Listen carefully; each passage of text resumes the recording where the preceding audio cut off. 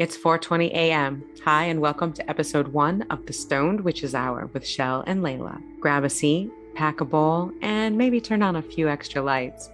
Listen in as we smoke more than a little cannabis and tell true-ish tales of paranormal events, ghoulish crimes, and things that go bump in the night. All right. I have a legitimate question for smokers, female smokers. Ooh. So, have you ever lit your thumbnail on fire? Multiple times, especially after I've gotten a very expensive manicure, which is a big, huge pain in my ass. No one ever talks about the drawbacks of smoking marijuana, and lighting your thumbnail on fire is one of them. That's how you know you've met a fellow stoner. Look at their thumbs. First of all, we have the callus. You have the callus, right? Yeah, the lighter cat, yeah. Yeah, the lighter callus. And we also have melted nails. So yeah. Not to mention, look at our lighters, and it's got like that bowl mark. Oh yeah, that's the first thing. If you look at the bottom of someone's lighter, like, hey, can I bum your lighter? And you look at the bottom and you see that it's a little melted, it's a little black, and yeah, you know, good spirit. You know. I hear you're gonna really scare me tonight. So I'm packing another bong in anticipation because this movie, all right, I know I'm spilling the beans, but you said it was The Exorcist. I did. It scared the crap out of me when I was a kid. I think it's kind of silly now looking back on it, but it was very scary at the time. Well, you better pack a bowl, because this is really an interesting story, because it was scary back then because we were kids, but now it's kind of unnerving as adults because there's truth behind it. And we're going to talk about that truth. Oh, okay. That sounds fun. All right. So let me grab this. Why don't you hit me with some facts? So it goes without saying that director William Friedkin's 1973 film, The Exorcist, is probably the most celebrated and perhaps the most horrifying motion picture ever released. This movie has won 9 Academy Awards. Pretty much the greatest horror movie of our lifetime. It was definitely creepy. I do remember it. I mean, it looks so old now, although didn't they just redo it? Yeah, but we're kind of old too, by the way. You keep saying that. It looks kind of... What I want to talk about is the real story behind the classic, The Exorcist. When you dig a little deep, you know, we all know pretty much the story of the little boy who actually in the movie was played by a little girl. But we all kind of know the story of the little boy, but there's a little side story that kind of briefly peeks into this and has a part of the writer's version of this. And I want to kind of delve into that. Yeah, like a little side story. It doesn't play a big, huge key role into the true story behind it, but there is a small piece that does. And when I dug a little deeper, it was intriguing. Okay, I'm down for some side stories. Like it was intriguing. So I want to kind of talk about some of the interesting things about the story we all know about the boy, but I also want to kind of delve a little bit into this little side story, because that's the part that I think maybe nobody knows about. Ooh, all right. I never knew that there were 2 legitimate documented stories that actually were kind of merged together to make, first of all, the book, The Exorcist, and then the 1973 movie, which was based off the book. It was actually 2 totally different stories. Everybody knows the boy, which obviously in the movie was a girl, but the real life story was a boy, a 12-year-old boy. There's a couple different towns that have been mentioned. Actually, this boy lived in Maryland, but ultimately outside of DC, like rural Washington, DC, but like in Maryland.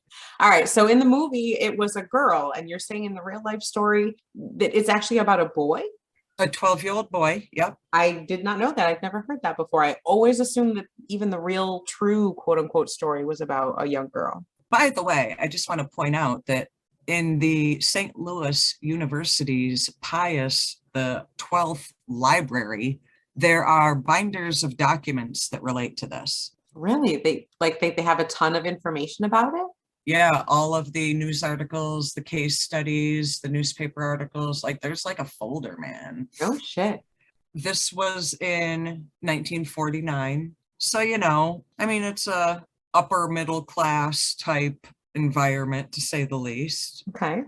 Some people call this guy Robbie, some people call him Roland, but he like was a Lutheran. So he was Christian, but he was a Lutheran. He had a favorite aunt.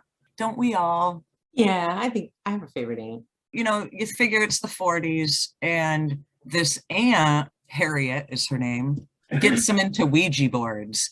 1949, this kid's playing around with Ouija boards with his aunt. Probably opened some frickin' demon portal, by the way. Seriously. Then Aunt Harriet dies. Like right after using the Ouija board? Well, not like right after, but like okay. she dies. And the kid keeps the Ouija board is kind of like a memento of like, this was my aunt's and now she's gone and I loved her. So the dude inherited a Ouija board from his aunt, like everyone. You know, it always comes back to a Ouija board, I feel like. Don't you feel like every story goes back to a Ouija board somehow, some way?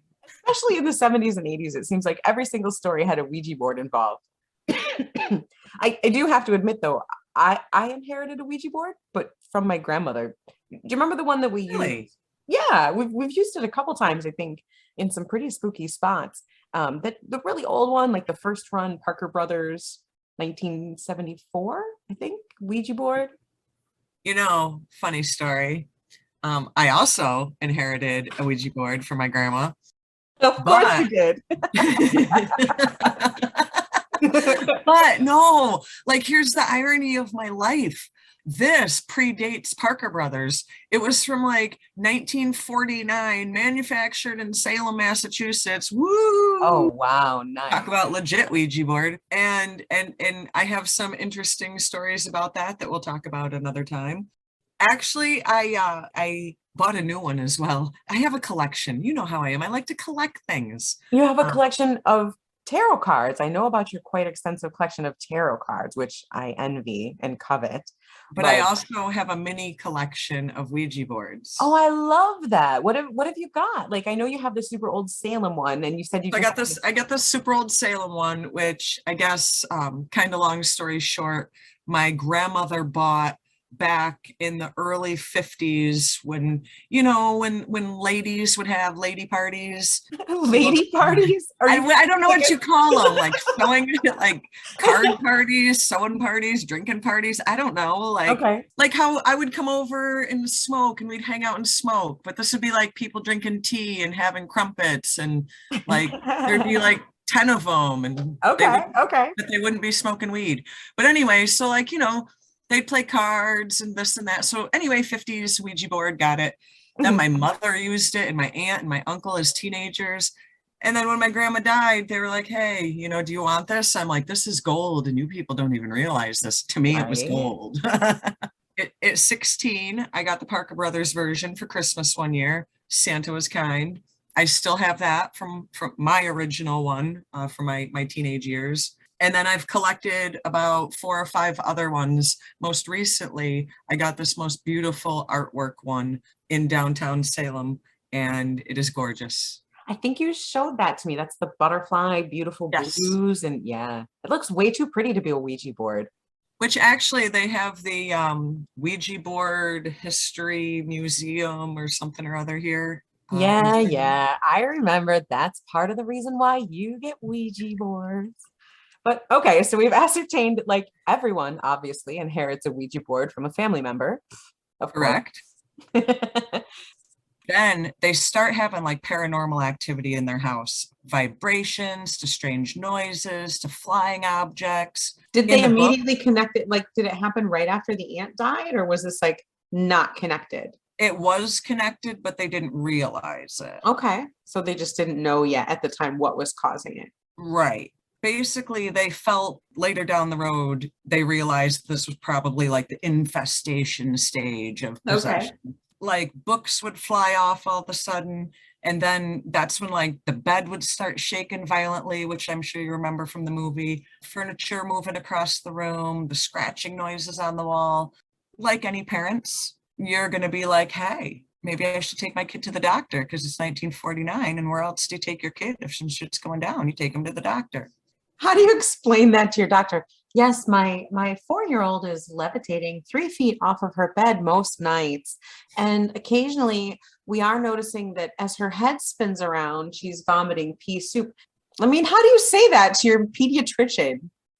So as you can imagine, the child was taken to St. Elizabeth's Psychiatric Hospital. Oh, yeah. Highly regarded place for the time, granted, 1949. Treatment required institutionalization and was basically often referred to as an insane asylum. The go-to is, you're freaking nuts, let's lock you away.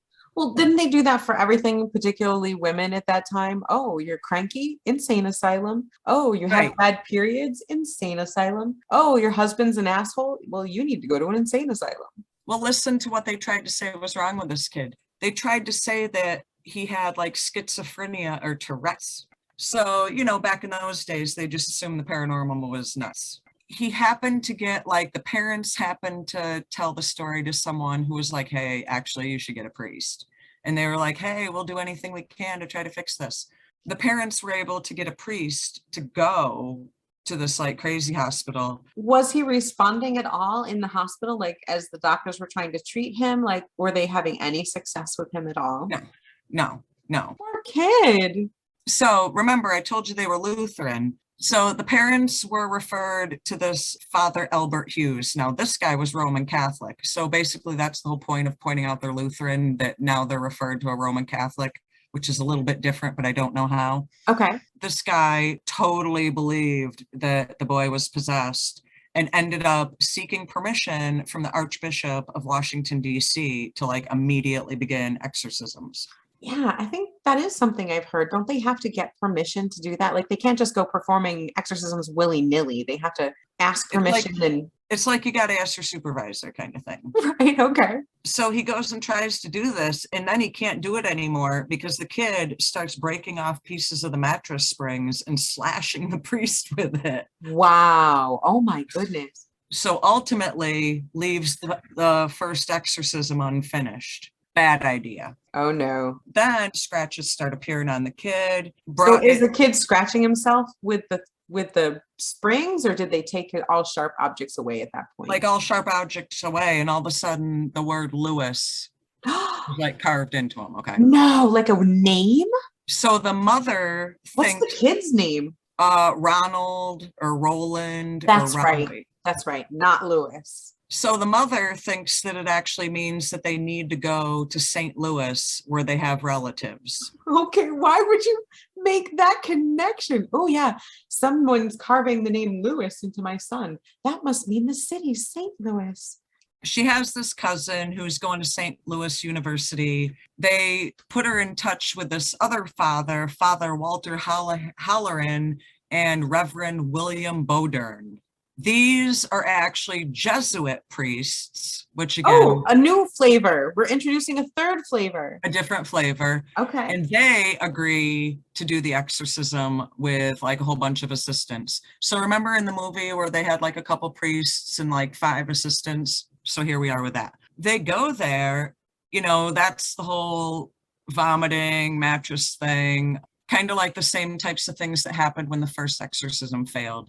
Ripping the bed apart, blah, blah, blah. He was they noticed that nighttime was when a lot of this happened. In daytime, the kid was pretty all right. Is he still under the care of doctors at this point, or has he been released to his parents and now they're just going to different types of Christian priests? They took the kid out of the institution and hightailed it to St. Louis. They're on their own now. So the kid's going in trance-like states, making those guttural sounds, things flying all around. The father decides he's not giving up, no matter what. All these horrific things are happening. So they decide at midnight. Why would they do this at midnight? They're going to give him the Holy Communion. That doesn't sound like it's going to work. It's not, because basically the way that the priest put it in his diary, which is in that library that you can actually go to, Neat. they said that Satan would have no part of it. Satan wants no part of communion. Right. You know, all these things are getting carved on this poor kid. They're trying to like hold the kid down, but like what they do finally in the end. So, you know, this is going on for months. They're trying to exorcise this poor kid for like, I think it was like 3 months. Easter comes. Is it like Jesus's birthday? Maybe. Maybe that's what happened. Kid wakes up with seizures. Things are really bad. So they call Saint Michael. I don't know why they didn't do this before. As a witch, I would have even done this prior to this if all this bullshit happened for months. You bring out the big guns right from the beginning, right? Why weren't you doing this like 2 months ago? So he'd be a logical pick. I mean, Saint Michael, they already know that he's like a warrior against Satan. So if they think this kid is possessed by demons, I mean, bringing out the big guns means bringing out Saint Michael, the guy who's got a big sword and is more than willing to use it against evil. Well, and you figure these folks were Jesuit priests, so you know their belief in the saints and the archangels and all of that was extremely strong. So they probably felt deep down that if they called Saint Michael, they would somehow, some way win this battle. And it's definitely a thing. You and I have both seen it where deep-seated beliefs, whether it's a deep-seated belief in Saint Michael or the cross or a pentacle or whatever your religious symbol is, if you have that deep-seated belief that this is protection, it is protection. It is. Remember in The Craft? I love The Craft. Me too. They actually talk about that. The policeman, that his badge, the star, and you know, he didn't believe in the whole witchcraft thing. And then he actually saw the demon guy, and they told him that if he believed, because he believed in his star, that was his talisman to ward off the evil. And Was that actually, in Practical Magic? or no, yeah, you're right, Practical Magic. That's right, the police officer in Practical The Magic. star, and he held the star up, and he's like, and it basically made the demon guy like go away temporarily because he believed that his star, his police badge, would make it go away. That's right. His belief that his police badge was his talisman against evil. It's Right.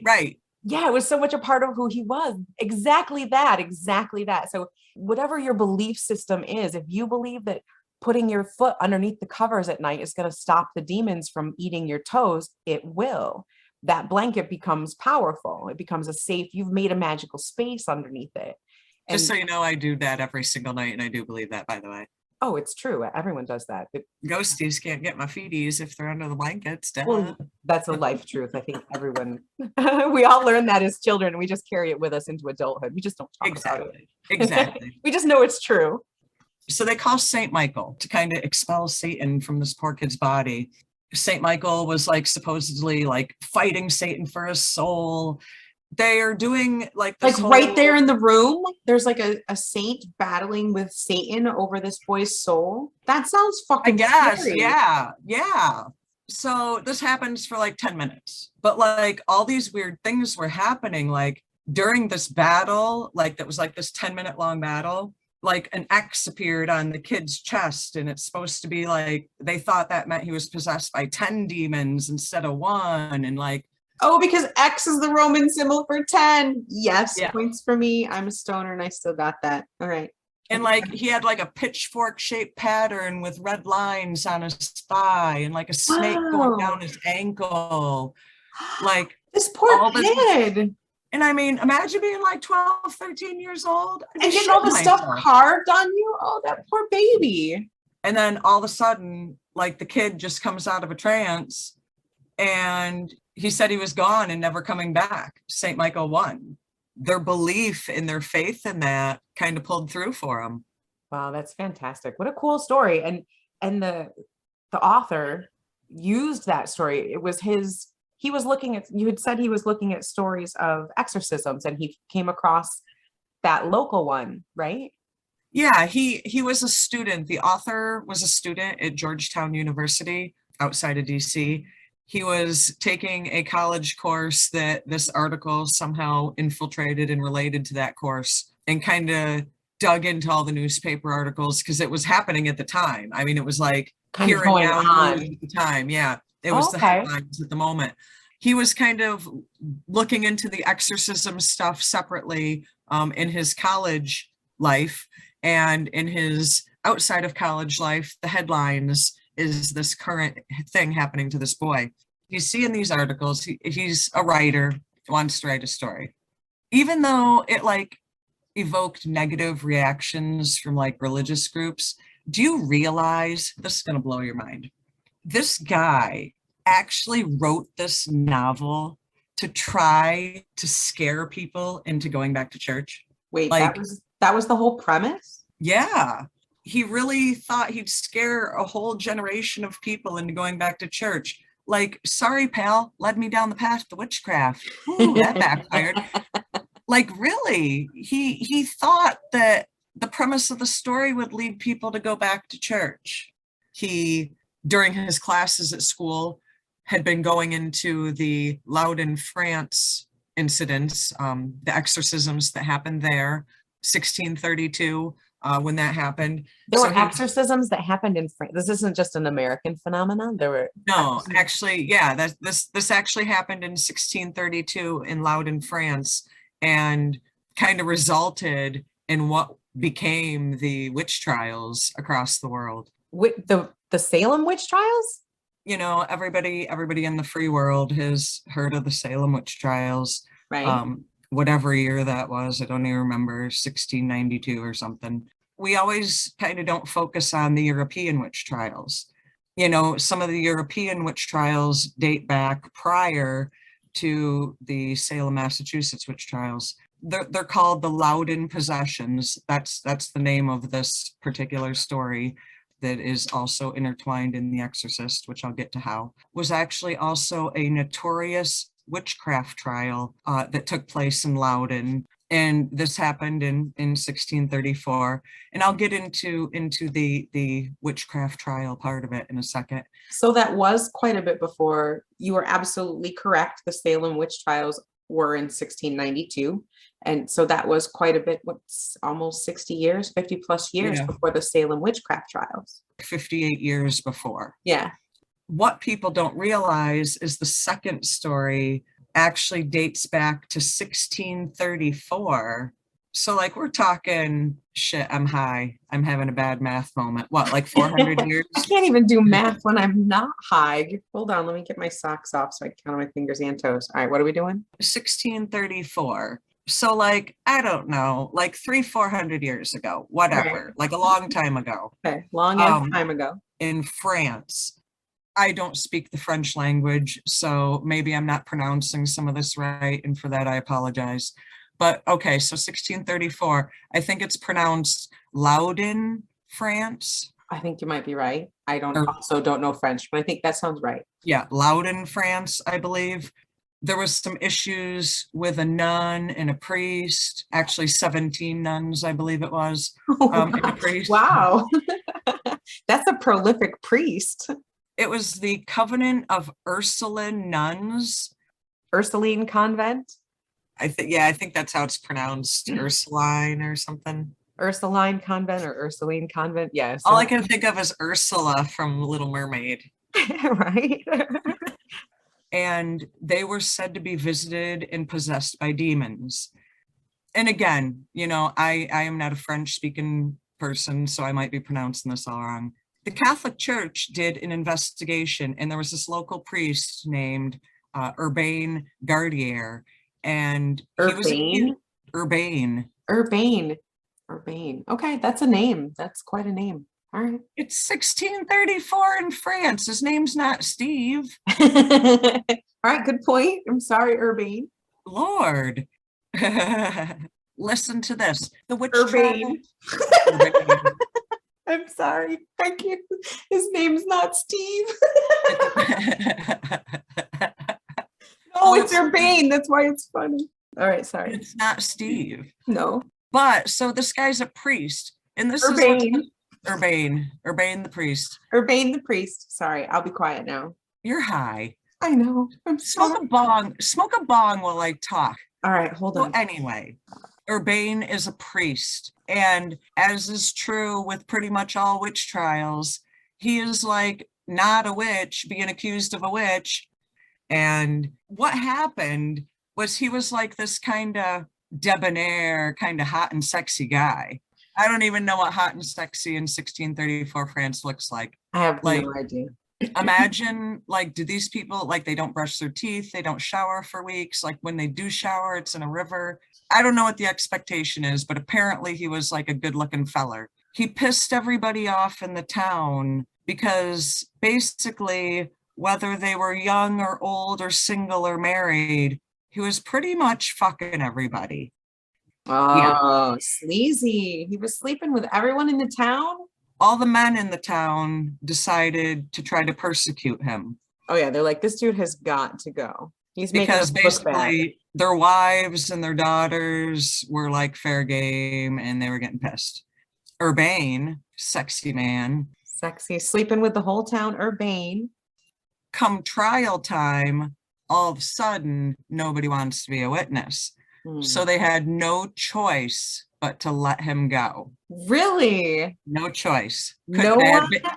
basically, in like 2021 terms, basically all charges were dropped for insufficient evidence. Because no one would snitch on the town Casanova. Nice. Because Well, obviously they were happy enough with him that, everyone was like, you know what? I am not giving Loverboy up. another problem that was going on in that moment is there was a king. It might have been one of the Louis. They had a wall around this town already. So like imagine this like medieval town that has like a stone wall around it, okay? The king wanted to tear down the wall. Well, the town was split. Like think of it like Berlin. Do we keep the wall? Do we not keep the wall? What are we doing with the wall here?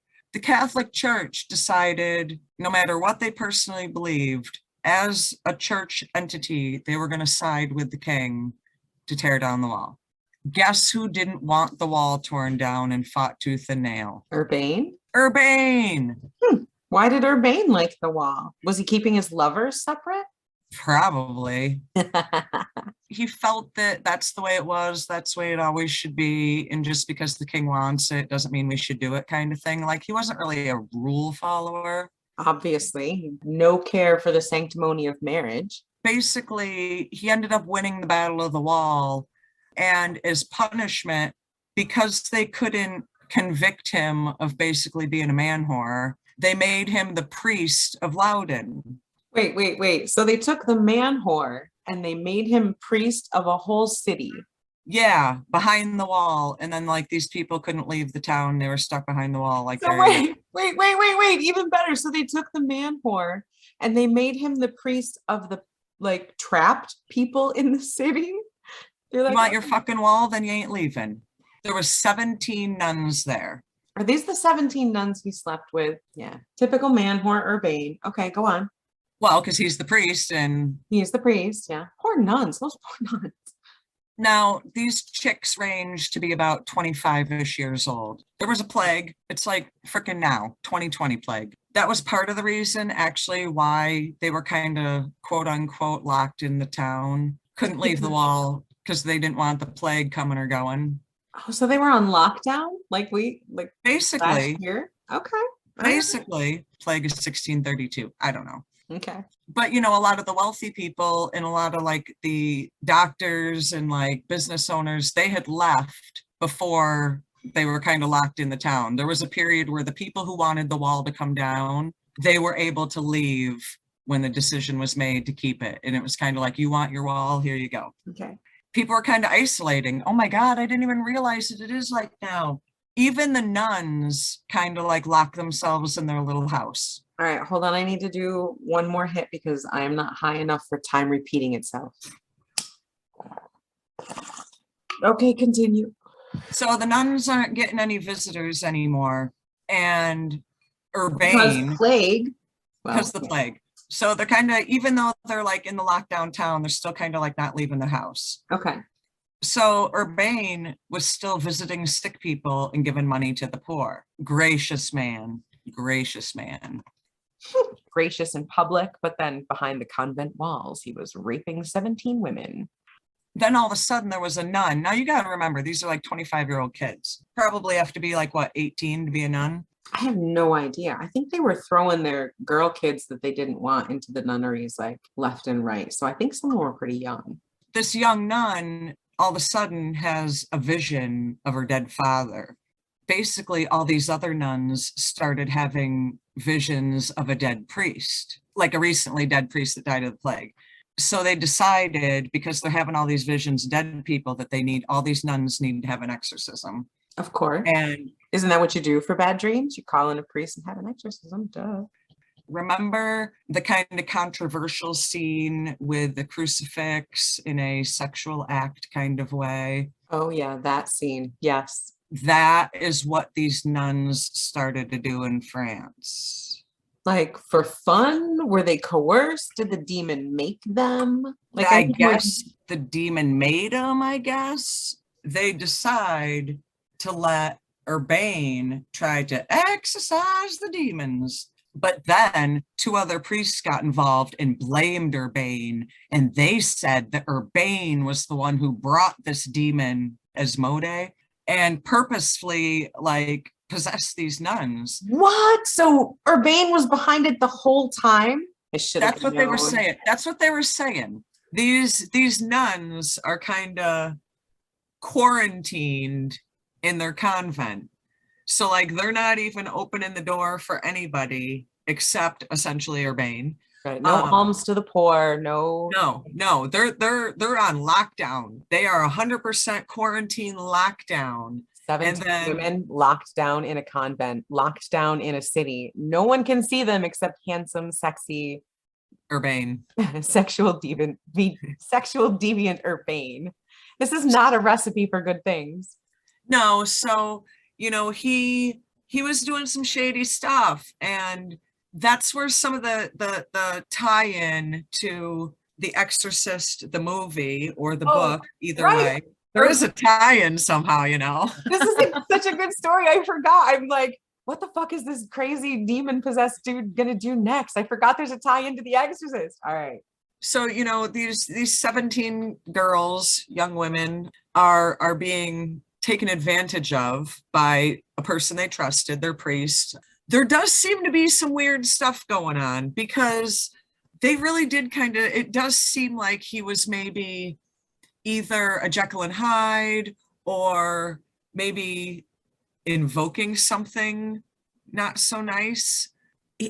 I don't know if there were actual possessions of him, or if they're saying they were possessions of the nuns, but the nuns were doing sexual things with religious objects, not just crucifixes. No. They were masturbating on statues. They were doing some freaky deaky.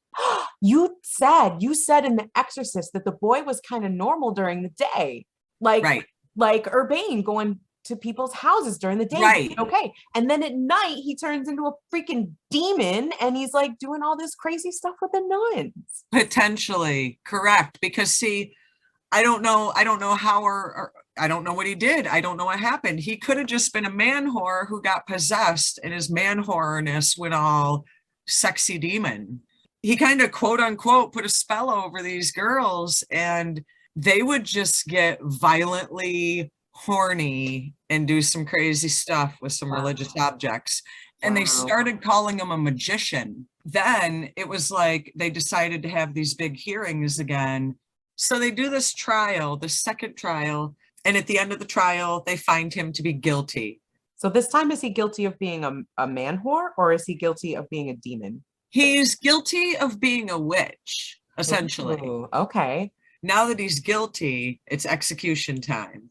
Crazy thing is, they tried to hang him. Lightning storm. The lightning bolt hit the noose and let him free. No. So they were scared of him. No shit. They tried to hang the man whore, and lightning. Oh my goodness. Wow. So then, of course, they were like, oh my God, you are a witch. You are a witch. Like all these guys jumped on top of him and tied him down, put all this wood around him, and burned him alive. Damn. That's a rough way to go. And then they basically tried to say that the possession stopped with the nuns. And then that was it.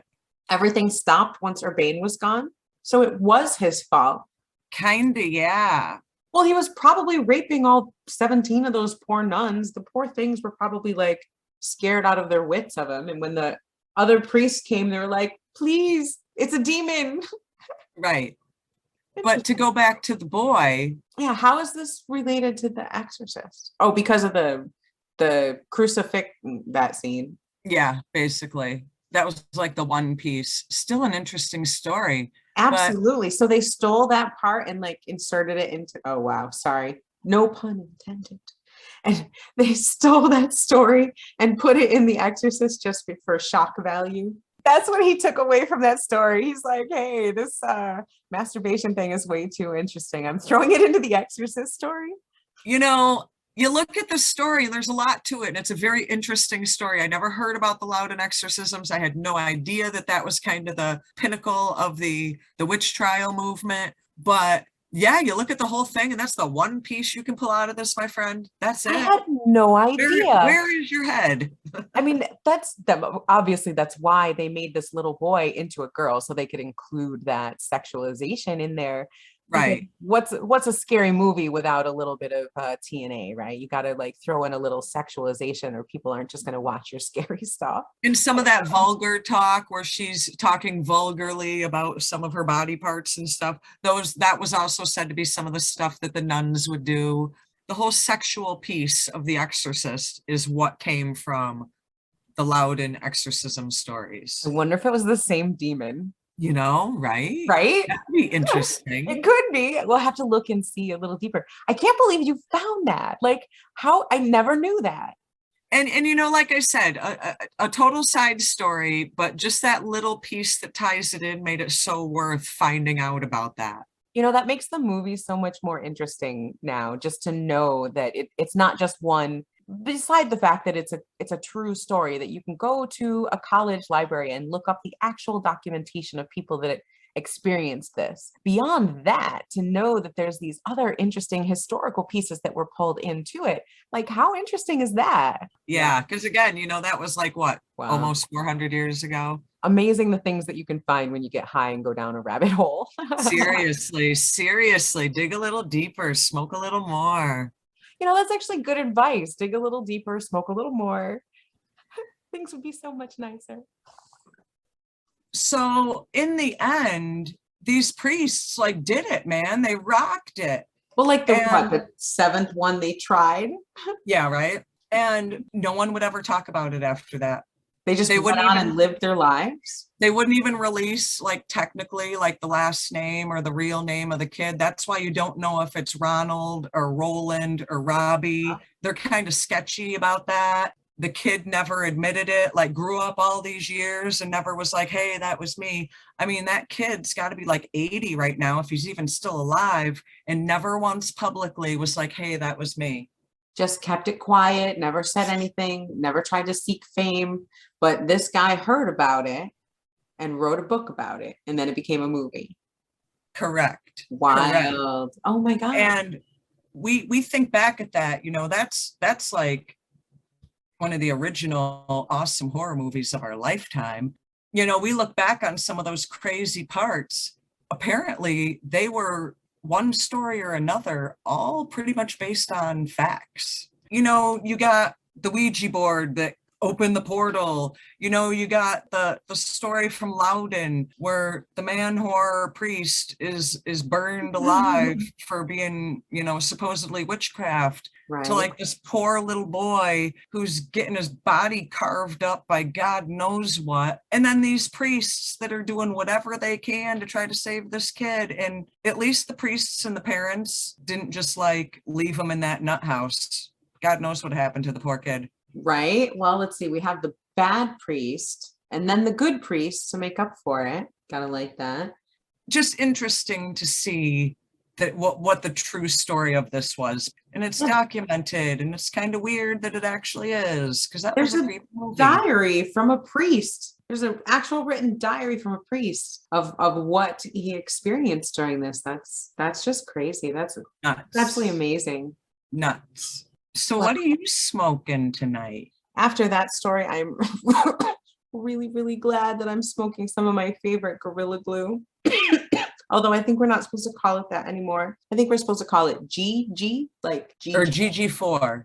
GG4. Right. GG number 5, GG number 4. But yeah, it's Gorilla Glue, and I really I don't know enjoy it. why.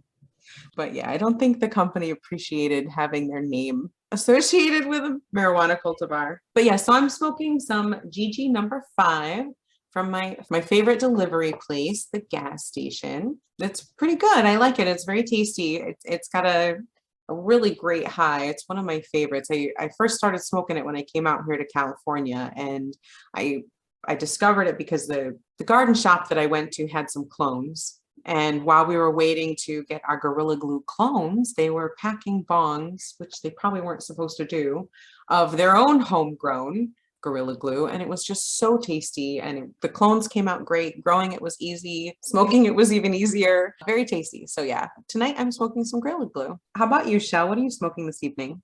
In the whole true spirit of getting it at the store this time, although mine's not delivery, one of my local stores had a sale on pre-rolls. Oh, I love So, pre-rolls. yeah, basically it kind of came down to buy one, get one free. Oh, I And- love buy one, get one free even more. Right. So Sunshine Daydream. Ooh, I like that sound. Sunshine Daydream.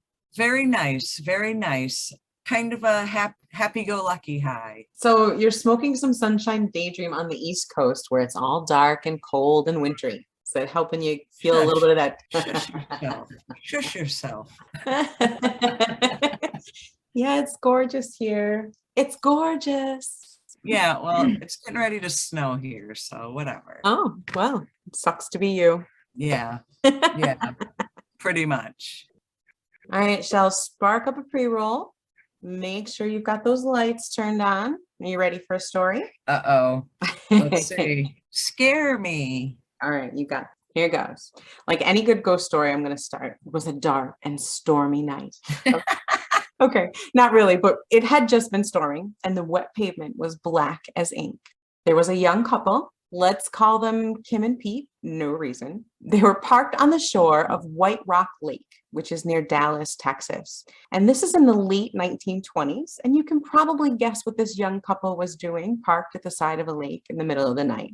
A little smoochy kissy. So after a little interlude of, whatever a young couple gets up to in a car on the side of a lake, they were getting ready to go home and they turned their lights on. In the glow of the headlights, they see the silhouette of a young woman dressed in a kind of sheer white dress outlined against the dark shadows of the lake.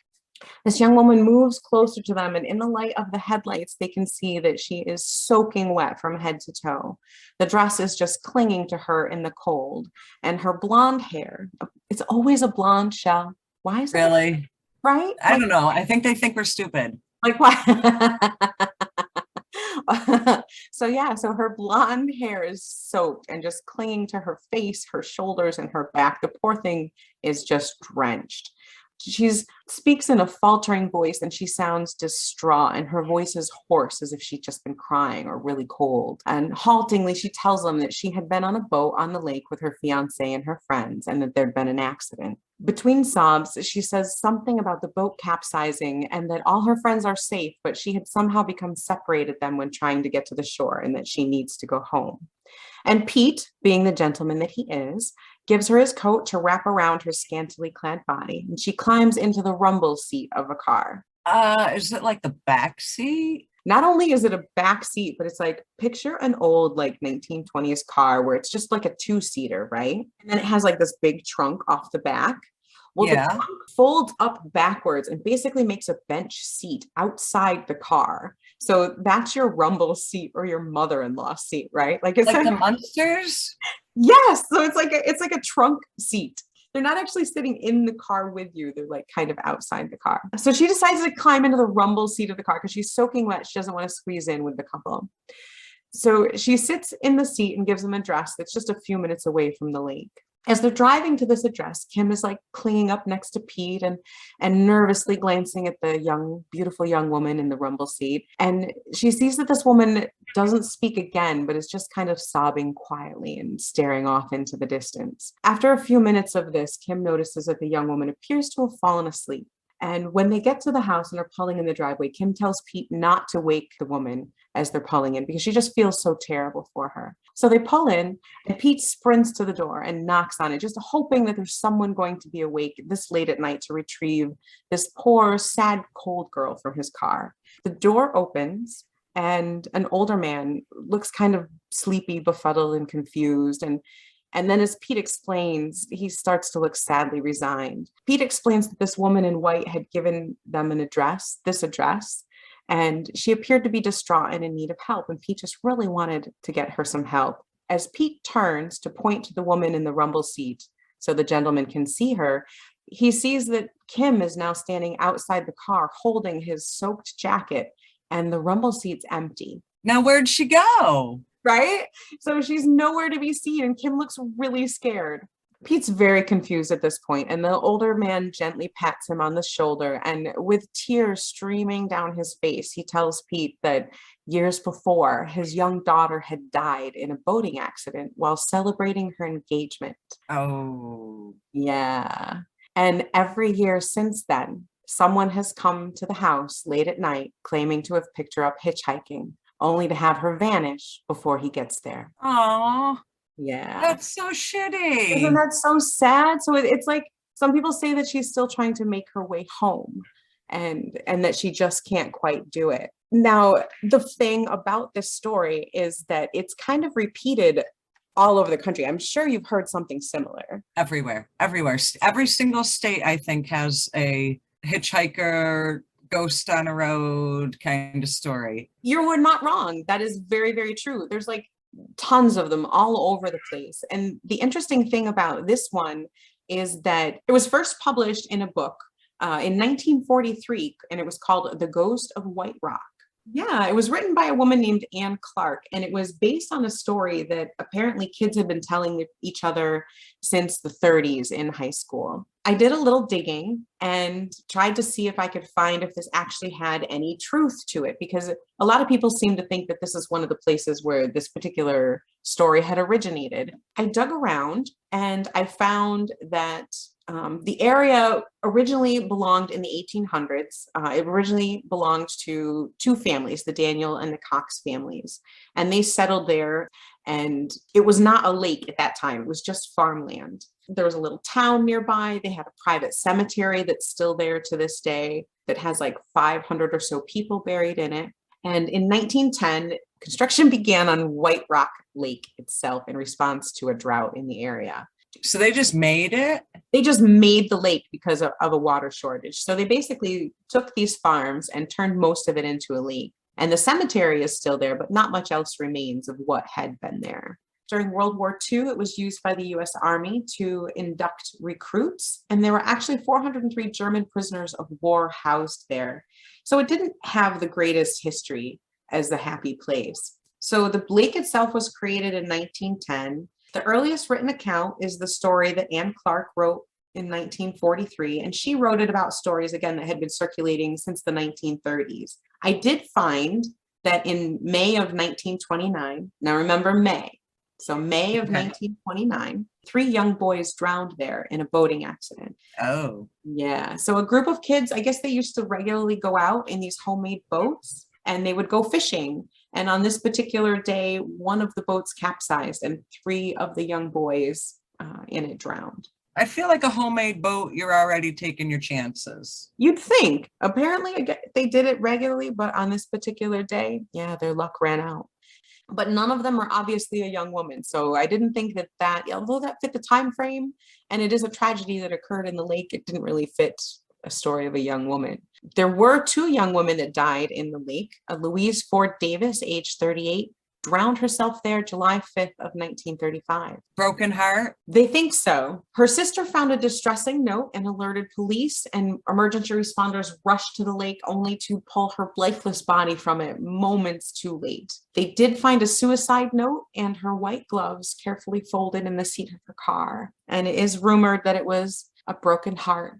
It's always a guy. But again, she didn't die in a boating accident. True. The second story that was easily found was another distraught woman, this time in November of 1942, a 35-year-old Rose Stone committed suicide also by drowning herself in the lake. And she was discovered there after a brief search. And she had a note pinned to the sweater that she drowned in, asking that her relatives be notified of her death.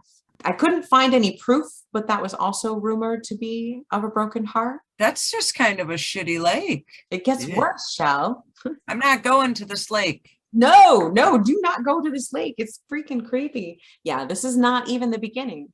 So after a little more digging, I did actually find what I think is the origin story of this ghost. And Tell me. I got you. We have the tragic drowning of Halle, Enid, Gaston. This was in May. Again, remember that month, May. Yeah. This was May 26, 1927. Ms. Halle, 19, a teacher, drowned in a boating accident when her boat and her friend that she was on with her friends capsized on White Rock Lake. Interestingly enough, Louise and Rose, the two women who committed suicide tragically in the lake, are mentioned all over the place. I can find mention of them everywhere. Halle Enid Gaston was a lot harder to find, and her story matches almost perfectly. And so I just found it really odd that it was difficult to find any information about her at all. Oh, wow. Yeah, so she was 19, again, a teacher, recently engaged, and she drowned tragically on the lake in a boating accident. And this again was in 1927, and the original story that had been published, she had said that it was based on stories that teenagers had been telling themselves since the 30s. That one really fits. There have been numerous documented stories of a ghost in this area on White Rock Lake. And some of they're different areas of the lake, and they differ in a few stories. Some of them, the woman says that she was with friends. Some say that she was on a dock. Sometimes she says she has to get home or she has to get to her fiance. Some people think that there might be multiple ghosts here because of there's so many different sightings and different things. It's like a hotbed there. It is like a hotbed. And locals say that there are places that are so creepy that they won't go there during the day, let alone at night. It almost makes me want to go there just because they said that. Right? You're not going in the lake, but you want to go there to investigate. Right. Oh no, I'm not going swimming. No. You know, who knows what's going to be grabbing my foot and pulling me down? No way. Absolutely. Well, see, here's the thing. Those, again, were not the only lives that this lake has claimed. More recently, in July of 2012, a young man named Joe Stephen Cunningham, he died on the lake after he and his son were paddleboarding and a freak gust of wind knocked them over. And his son was able to swim to safety, but the father was unable to make it out. And they found him. Wow. Yeah, they found him drowned after a brief search. And then so this just keeps happening. This just keeps happening. In May again of 2014, Jeremy Daughtry, also 21, and a friend jumped off the Mockingbird Lane Bridge over the lake. And Daughtry unfortunately had trouble swimming back and sank, and his friend escaped unharmed. Holy shit. Yeah, a lot of these people were around 20. The boys that I mentioned that perished, one was 12, one was 17, and one was 19. So a lot of young people. One of the saddest stories associated with this lake is in October of 2015, a woman, Patty Stevens, I believe she was in her early 50s. She committed suicide by turning her car on in her garage. And she lived in a home in a suburb on White Rock Lake. And the reason she committed suicide is that her beloved husband of 25 years had been killed days previously by a machete-wielding man as he jogged around White Rock Lake. Jason Voorhees. This actually... I couldn't help myself. Yeah, no, this sadly was a mentally ill former football player. But yeah, so this man was killed as he jogged around White Rock Lake, and his wife then committed suicide because it was too much. Wow. That's not all. There's more. There's more. Dun, dun, dun. The most recent one that I saw was in June of 2017, a sailboat capsized on White Rock Lake, again with a boat capsizing. Again, after a freak strong gust of wind, and a man and a woman got dumped in the water. The woman was safely pulled out, but the man couldn't be seen. And after a short search, they found his body. Oh, this is like a bad place. Where is this again? Austin, Texas? This Where is is near this? Dallas, Texas. This is called White Rock Lake. It is a park near Dallas, Texas. And the urban legend around this lake, there have been so many sightings of people picking up this hitchhiker that Reader's Digest named White Rock Lake as one of the world's most haunted bodies of water in 2018. Oh, wow. Yeah. And that wasn't that wasn't like 20 years ago. That was just a couple of years ago. That was just a couple of years ago. But interestingly enough, Neiman Marcus comes to play in this Lady of the Lake legend. How? So in 1953, there was another book published. It was about Neiman Marcus, Texas, the story of the proud Dallas store. And in this book, Mr. Guy Malloy, who was the director of display for Neiman Marcus at the time, he recounts a story in which he's driving home after work and a beautiful blonde girl, Blonde girl, appears on the side of the road, soaked, only she's in a very fine dress that his wife says is obviously from the Neiman Marcus store. And she said, well, duh, of course it is. and the wife says, "Stop, Guy, that girl seems to be in trouble. She must have fallen in the lake. Her dress is wet." Can you tell I'm using my 1920s accent? You know, I wish you had the outfit. So yeah, okay, imagine me I'm going to do it again. Imagine me in a flapper dress. "Stop, Guy, that girl seems to be in trouble. She must have fallen in the lake. Her dress her dress is wet. You can tell that it is a very fine dress. She certainly got it at the store." Meaning, of course, Neiman Marcus. Of course. Of course. So the girl asked them to take her to an address on nearby Gaston Avenue, and she doesn't say why she's soaking wet, and they're, of course, too polite to ask. And when they get there, the girl is gone, but the back seat is wet. Just a damp spot remains. As usual. And same thing, they go to the door, tell the gentleman who answers the door, and he says that it was his blonde daughter who loved to wear nothing but Neiman Marcus clothes, had drowned 2 years before when she fell off a pier at White Rock Lake. Oh, wow. The Neiman Marcus clothes make it sound kind of funny, but interestingly enough, Guy Malloy did not ever add that part. That was actually added by his wife much later. The original story that he had been telling for years to people, he was kind of reluctant. You know, you would have to kind of get him to tell it.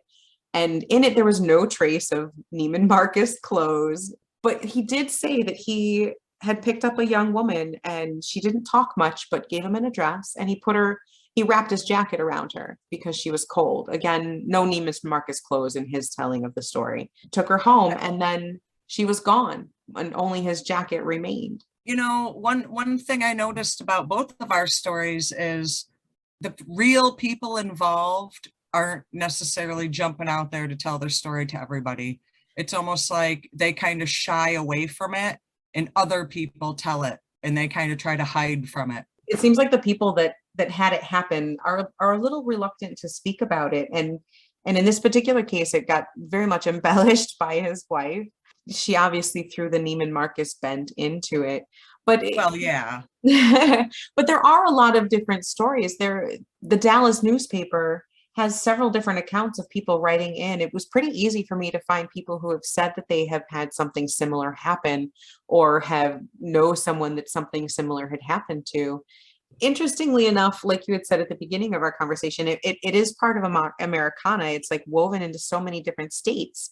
And a lot of them do seem to have a similar origin story, maybe not quite as early as this one, but they're out there. You know, I think that part of that is there are people who just go in a bad way, and their spirit, their whatever sticks there, you know, like that. We've heard it all, you know, somebody was doing whatever, got killed on the side of the road, and then they're forever walking on that side of the road. It's like their spirit stuck there. And I think that's what maybe makes that a universal coast to coast story, is because unfortunately bad shit happens to people. And when they die, they sometimes get stuck in that location. And sometimes that location is a deep, dark road. You know, my personal theory for that is that a lot of these hauntings are, I think the term a lot of people use is residual hauntings, meaning that it's not really like someone's spirit or their ghost that's there. It's more like something so bad, so emotional, or so powerfully, so psychically powerful happened to a person in this location that it kind of recorded itself somehow on that time and space. And sometimes people, when they stumble into that, they can feel that energy there, or they might actually be able to see that recording play out in the form of a wet blonde hitchhiker. I believe it. I believe it. Yeah, who knows? It's interesting to me that so many different people, even some of them seemingly not having any knowledge about the history. Again, the original woman that I found, Halle, she was very difficult to find. I did not see her name all over the place, even though her story most closely matches the ghost story. So it was kind of strange to me to see that the ghost stories follow the original story very closely, even though that one's not the popular tale that's told. Right. And again, you know, these original people that these are based on are the people that aren't trying to brag about it and tell everybody who will listen. Right. They shy away from it. Yeah, they keep it kind of close to the vest. So true. All right, I need to have some of this Gorilla Glue. Oh, excuse me, Gigi. You're not allowed to call it that. Gigi. That makes it sound like the cat from Kiki's Delivery Service. Love that movie. Love that movie. I loved your story this week, Shell. What have you got in store for us next week? So next week, I'm going to take it to a scary place. You know, like I had stated previously when we've chatted, you and I have met in rural upstate New York. So I'm going to do a story from near Troy, New York, Forest Park Cemetery. There are places that claim that this is like one of the most haunted places. They have even dubbed it the gateway to hell. Dun, dun, dun. In a cemetery, a gateway to hell? Why are people still getting buried there? Why would you even go there? It's a gateway to hell. Why wouldn't you go there? Duh. Okay, good point. I would totally get high and go there. You and I. No, when I tell you, like, we're talking headless angels, like an actual iron gate that is like Who has ruined angel statues for me. Yeah, no, like headless angel statues. Now maybe I don't want to go. No, like it gets creepy. It gets creepy. So yeah, we're gonna go to the Forest Park Cemetery near Troy, New York, and it's gonna be spook freaking tacular. I'm looking forward to it. Where are you taking us? Well, I'm gonna actually stick to my new roots. Since I'm kind of outside of LA-ish, I'm going to go to Hollywood to a very famous story. This is something you've probably heard of. I know we were talking that a lot of my stories, neither you nor I are familiar with, but this one is so popular. This one was so much in the media at the time and is still in popular lore and popular culture now. The Black Dahlia. Oh, I like that. Ooh, that'll be great. So, okay, you haven't heard of it then? I'm really glad. I am going to blow your mind. Scare me. I can't wait. 1 week. 1 week. Even if you had heard of this story, I had heard of this story. I thought I was familiar with Wasn't there a movie? Yes, there was. I thought I was familiar with the Black Dahlia. There are so many books and movies and shows and I think there's a documentary. There are bands named the Black Dahlia Murder and all sorts of things. And her death is still unsolved to this day. And there's so many creepy and scary things around it. It's going to blow your mind. You're going to absolutely you're going to be afraid to come visit me. So we're both going to be afraid to go back to New York. We're both going to be afraid to go back to New York. That's right. So yeah, I'm staying here in Southern California with the Black Dahlia murder. I'm excited. I can't wait. This is going to be great. Thank you for listening. We really appreciate it. You know, if you want to follow us on Twitter, We have a Twitter account. We'd actually love to have you there. We are at Twitter account? No shit. We have Twitter. You are so on top of shit. We're there, man. We're there. So what's our Twitter handle? Our Twitter handle is at Stoned Witches. Okay. Now, on our Instagram, We have an Instagram. we have an Instagram. On our Instagram, it is Stoned Witches Hour. Yay. At Stoned Witches Hour. So our Instagram is at Stoned Witches Hour. And our Twitter is at Stoned Witches. All right. Awesome. Good for us. So yay. Thanks for listening to episode 1 of the Stoned Witches Hour. Join us on episode 2 for the unsolved murder of the Black Dahlia and an upstate New York cemetery that reportedly contains a gateway to hell. Grab your favorite bong and join us at 4:20 a.m. for Ganja and Ghouls on the Stoned Witches Hour with Shell and Layla.